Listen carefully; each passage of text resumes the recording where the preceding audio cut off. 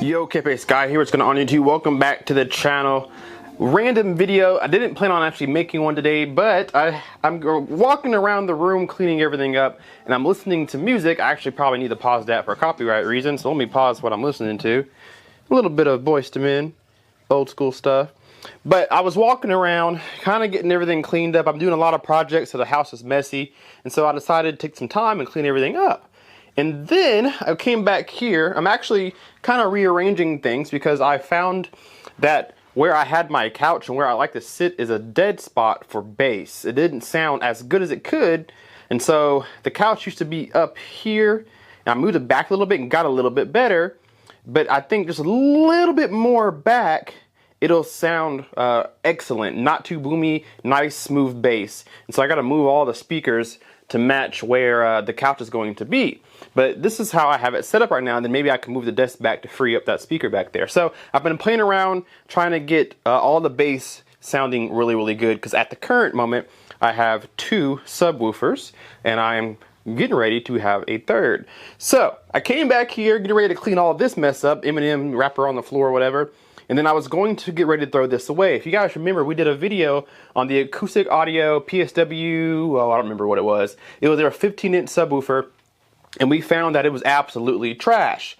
And we blew it up, right? And you guys said, well, maybe if you guys swapped the driver out of it and kept the amp, maybe it'll sound a little bit better.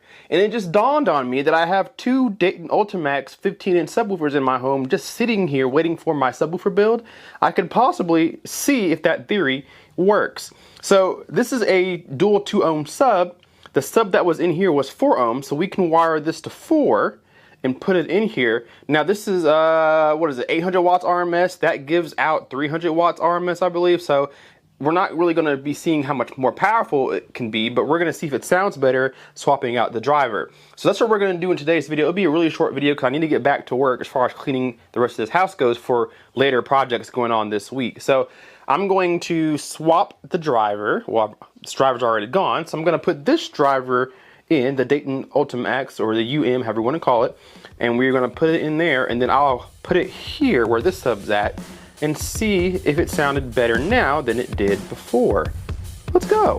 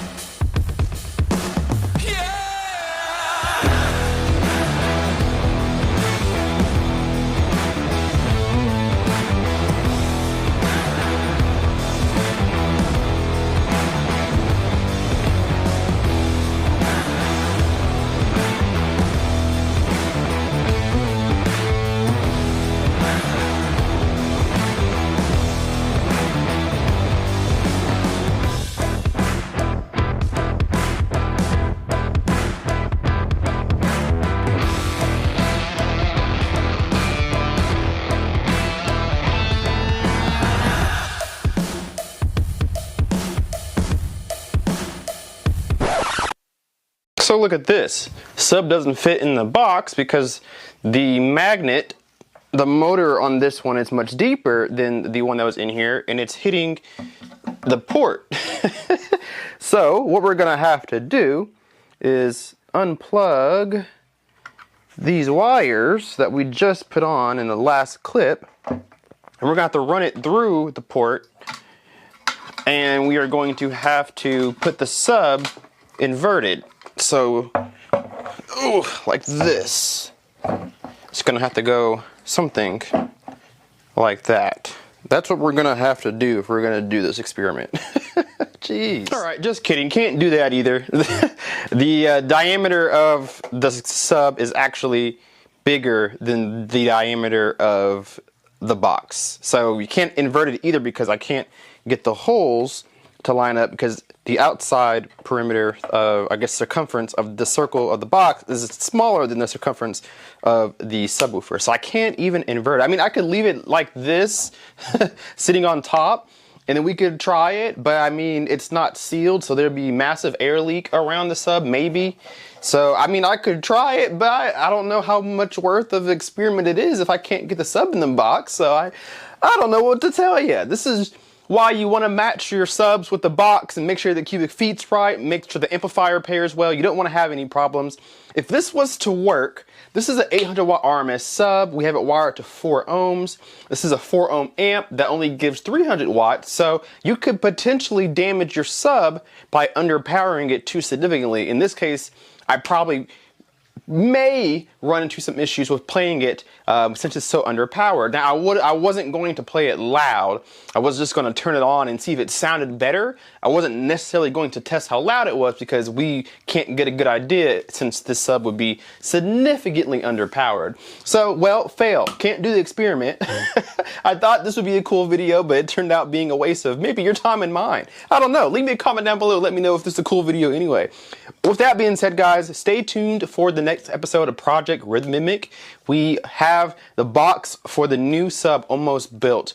If you haven't been watching, we're cloning the Rythmik G25 HP. We are making our own DIY Rythmik G25 HP, and the box is almost built. It's painted up, have it nice and epoxy. Now we just got to glue all the parts together, got the bracing done, and then we'll have it ready. We'll put some internal sound acoustic material, polyfill inside, make it all nice and ready to go. And then we'll actually be using 2 of these drivers to go in that Rythmimic subwoofer, and it should be a fun time. So make sure you're following the project. We'll hopefully have a video up this week. Thank you guys so much for watching. Make sure you tune in Wednesday for Subscriber Showcase. First episode starts on Wednesday. I'm super excited, and I know you guys will be too. We'll see you guys in the next video. Kpaceguy out. Peace.